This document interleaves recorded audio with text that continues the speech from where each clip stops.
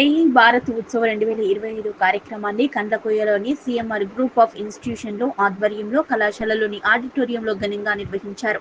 ఈ కార్యక్రమానికి ముఖ్య అతిథిగా మేడ్చల్ శాసనసభ్యులు చామకుల మల్లారెడ్డి హాజరయ్యారు. ఈ సందర్భంగా విద్యార్థులను ఉద్దేశిస్తూ మల్లారెడ్డి మాట్లాడుతూ, ప్రపంచంలోని పలు దేశాలు ఆర్టిఫిషియల్ ఇంటెలిజెన్స్ వాడకంలో ముందున్నాయని, భారతదేశంలో కూడా ఆర్టిఫిషియల్ ఇంటెలిజెన్స్ ను ఉపయోగిస్తూ ఆధునికంగా విద్యార్థులు ముందుకు సాగాలన్నారు. రాబోయే రోజుల్లో విద్యార్థులకు కాలయాపన చేయకుండా ఆర్టిఫిషియల్ ఇంటెలిజెన్స్ ను ఉపయోగిస్తూ ముందుకు రాణించాలన్నారు. ఆర్టిఫిషియల్ ఇంటెలిజెన్స్ ఓ అద్భుతమని, ఎమ్మెల్యే విద్యార్థులకు తన చిన్న వయసులోని లక్ష్యాలను ఎంచుకునేందుకు సాధించుకునే విధంగా నిత్యం అడుగులు వేయాలని ఎమ్మెల్యే మల్లారెడ్డి విద్యార్థులను ప్రేరేపించారు. ఈ కార్యక్రమంలో సీఎంఆర్ కళాశాల చైర్మన్ చామకూర గోపాల్ రెడ్డి, మేనేజ్మెంట్ సభ్యులు శ్రీశైలం రెడ్డి, సిఓ అభినవ్ రెడ్డి, రితికారెడ్డి, అధ్యాపకులు, ఉపాధ్యాయులు పాల్గొన్నారు. ప్రపంచమంతా కూడా ఒక 15 సంవత్సరాల ముందు Microsoft, Google, Facebook, Apple, Amazon ఇవన్నీ ఏం లేవు కంపెనీలు.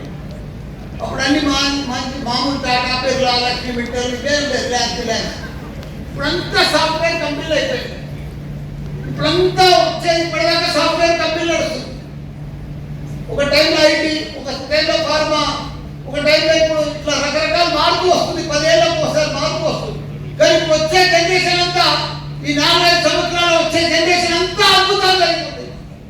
మీరు ఊహించలేరు, అంత గొప్ప అద్భుతాలు జరుగుతుంది. ఇప్పుడు మీరు చూసిందా ఏంటి? 5 years ముందు ఇప్పుడే చూపిస్తున్నా. ఇండియాలో ఒక 4-5 ఏళ్ళ తర్వాత వస్తుంది. మనం తర్వాత 5-6 ఏళ్ళ తర్వాత మనం ఇండియా ఉంది. Japan, Taiwan, Korea, China, America అన్ని దేశాల కంటే మనం 5 సంవత్సరాలు 6 సంవత్సరాల తర్వాత ఉన్నాం. మనం ఇంకా అడ్డే ఉన్నాం. ఇంకా గొంగడి ఆడే అదే సిలబస్, సిలబస్ అదే లెక్క, మరి ఇంకా మనం ఇంకా కోడింగ్ నేర్చుకుంటా, ఇంకా జావా నేర్చుకుంటా, పైథాన్ నేర్చుకుంటా, చిన్న పిల్లల లెక్క ఆడే. ఇప్పుడు నువ్వు ఏ పోతే అదే కోడింగ్ చెప్పేస్తావు, నువ్వు ఏ పోతే అదే జావా చెప్పేస్తావు. నువ్వు చెప్పేదే అవసరం లేదు, ఏది రాసేది అవసరం లేదు, ఏది చదువుకునేది అవసరం లేదు. నా చుట్టూ వేరే పోతే అది చెప్పేసి ఇంకో ఏది ఎగ్జాంపుల్ కూడా చెప్తాను. ఇప్పుడు నాకు ఇప్పుడు చెప్పింది ఆమె టెస్ట్ల కోసం, దానికోసం ఇప్పుడు ఒక నా ఏజ్ 72, ఏదైనా పోతా ఫీడ్ చేసేస్తా. 72 అని నేను రోజు తినే ఫుడ్ దానికి ఫీడ్ చేసేస్తా. నేను ఈ ఫుడ్ తింటున్నాను, నాకున్న రోగాలన్నీ దానికి ఫీడ్ చేసేస్తా. నేను వేసుకునే మందులు కూడా దానికి ఫీడ్ చేసేస్తా. నేను ఎక్సర్సైజ్ చేసే ఎక్సర్సైజ్ కూడా దానికి ఫీడ్ చేసేస్తా. అదేం చేస్తాను కూడా, నేను ఎప్పుడు చనిపోతానో డేట్ ఇస్తాను. నాకు ఇచ్చింది కూడా డేట్.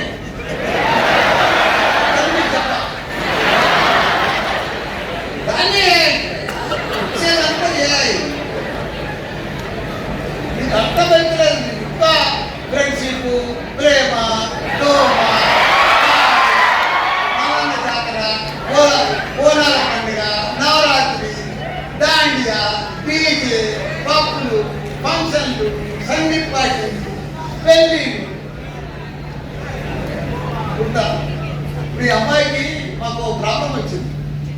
26 ఏళ్ళు అసలు పిల్లగాడు చెప్తున్నాడు. ఎందుకంటే సూటబుల్ క్యాండిడేట్ లేదు, ప్రపంచంలోనే లేదు. పెళ్లి అవాయిడ్ చేయడానికి మంచి చిట్కా. ప్రపంచం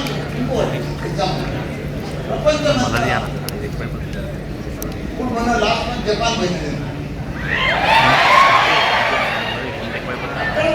జపాన్, కొరియా, తైవాన్ ఇక్కడ అంతా ఇంకొకరు లేదు. 5 minutes ఎవరు సామాన్యంగా పెళ్లి చేస్తారు. 6 years old.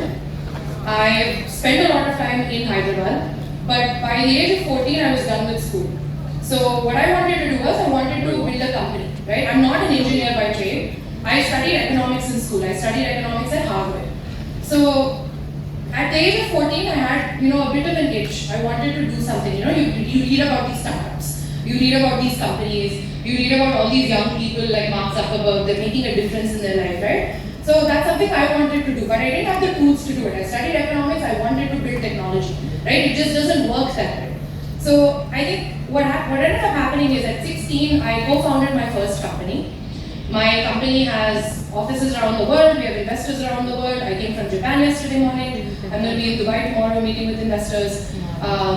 In Atlanta, I have 60 people. In South America, I have a couple hundred people. And in India, here in Hyderabad, I have about 350 employees in Madhapur. And also I have an office in Delhi. And thank you.